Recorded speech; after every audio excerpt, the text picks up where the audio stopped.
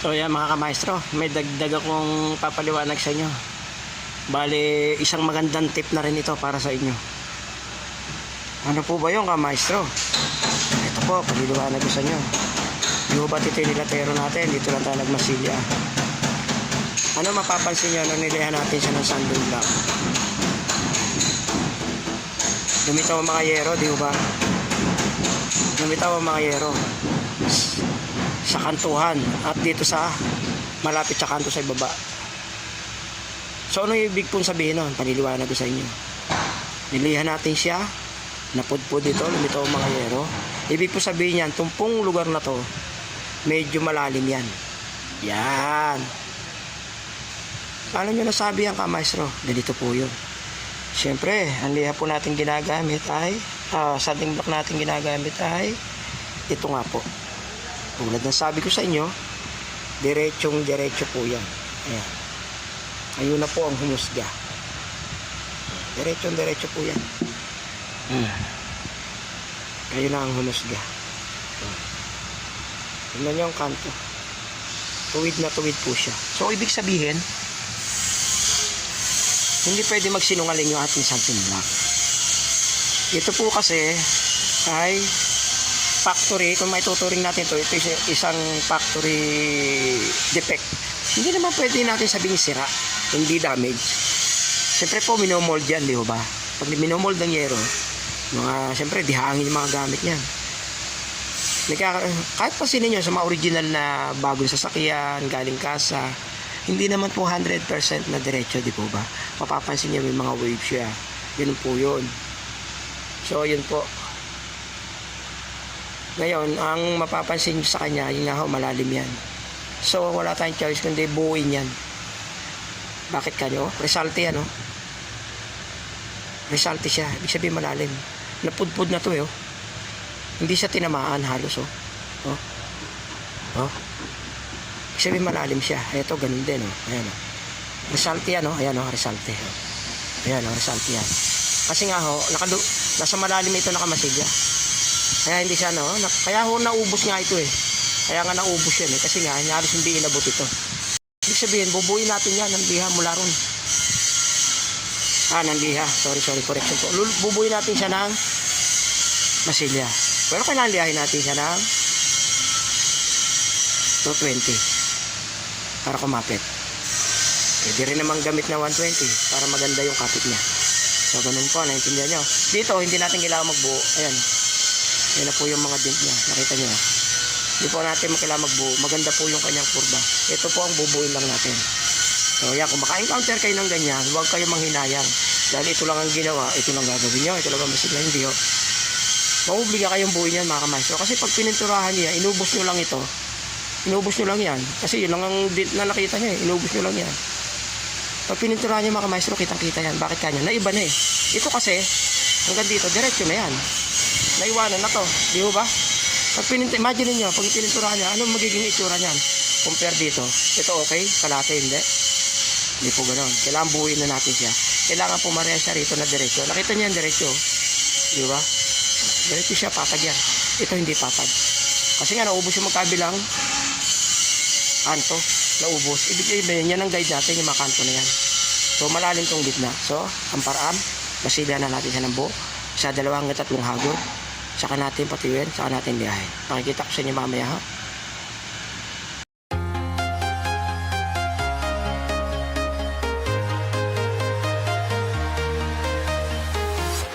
I'm walking alone, the streets are empty. The only thing I can see is my own silhouette. I'm getting stronger, step by step. The clock is ticking, but there's no time for regrets. I've been flying from town to town, from London to Taiwan. I've been all around the globe trying to protect your soul. We are heroes tonight. We will fly above the sky. We are heroes tonight.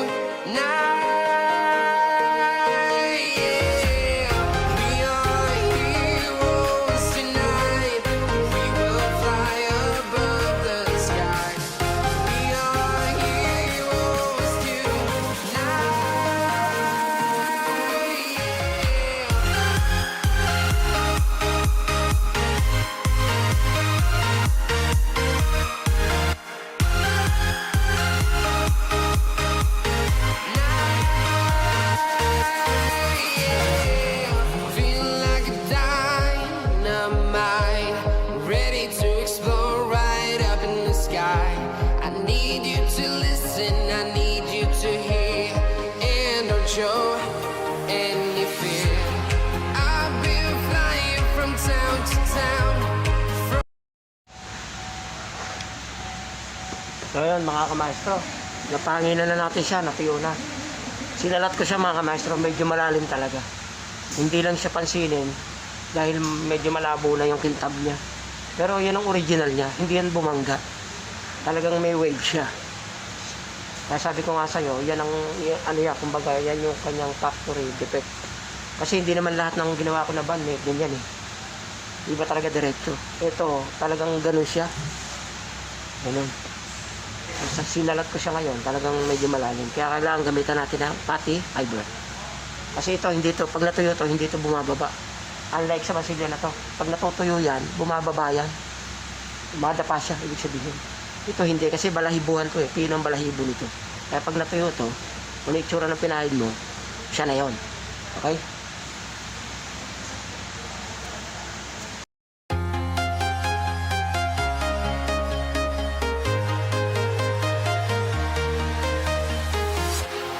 Walking alone, the streets are empty. The only thing I can see is my own silhouette. I'm getting stronger, step by step. The clock is ticking, but there's no time for regrets.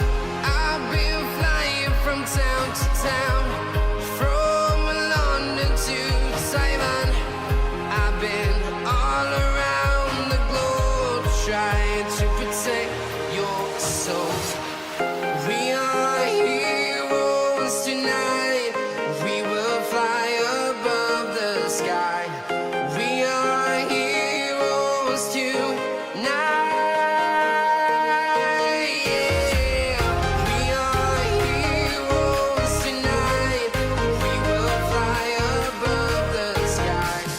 We are heroes tonight.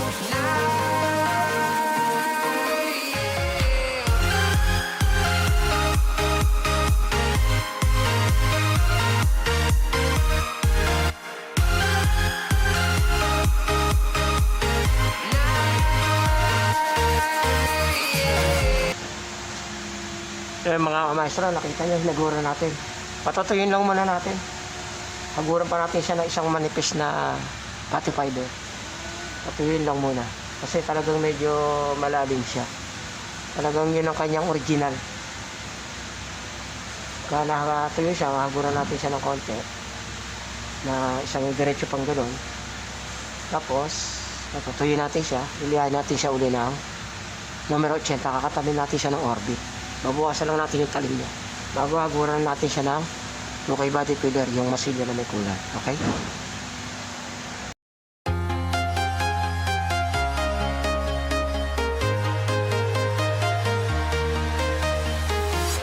I'm walking alone, the streets are empty. The only thing I can see is my own silhouette. I'm getting stronger, step by step. The clock is ticking, but there's no time for regrets. I've been flying from town to town, from London to Taiwan. I've been all around the globe, trying to protect your soul. We are heroes tonight. We will fly above the sky. We are heroes tonight. Yeah. We are heroes tonight. We will fly above the sky. We are heroes tonight.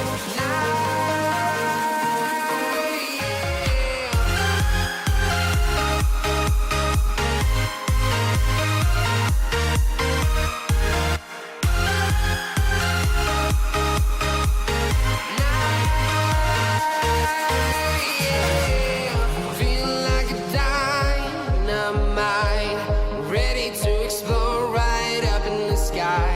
I need you to listen, I need you to hear, and don't show any fear. I've been flying from town to town. So yun nga po mga kamaestro, nakita nyo. Habang nagpapatuloy tayo ng pati fiber, pinaguran ko na siya ng masilya. Panghagod na manipis.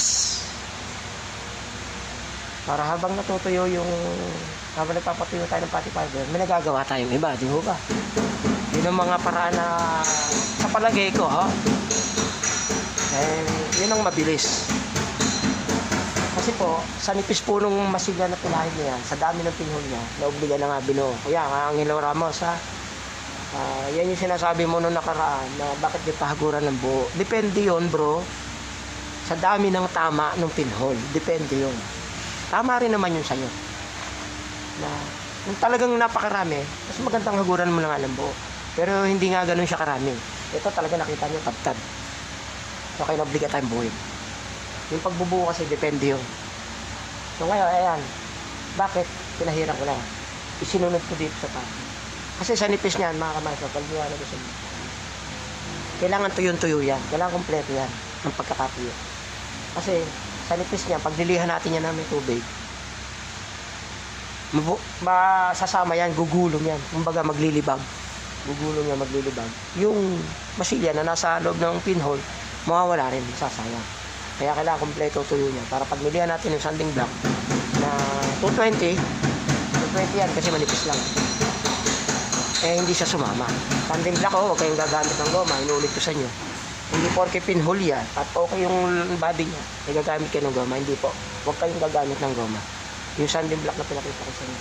So ngayon, napansin nyo, gumamit ako ng paleta na pula. Plastic po na paleta yon. Kung meron kayong magagawa na makakabili kayo ng mga ganong paleta na plastic, bumili kayo. Kasi sa mga kurbada at maninipis na haguran, magandang gamitin yung paleta. Yung paleta kasi na plastic, depende yung paggamit niya sa sitwasyon. Kamukha niya, kurbada yan. Mas magandang gamitin yun, ipahid na manipis, at i-bend siya o ihagod kasi plastic nga siya. Unlike dito. Ito kasi sa mga diretsyon lang maganda to. Mga kurbada, maganda yung plastic.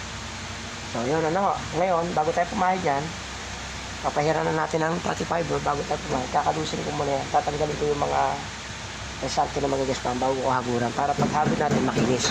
Kasi pag hindi natin kinalit muna yan, kamukha nito magaspang yan. Pag pinahiran mo yan, burug-burug yan, makapal yan. So ang kailangan, kayasin mo muna yan bago mo haguran. Okay?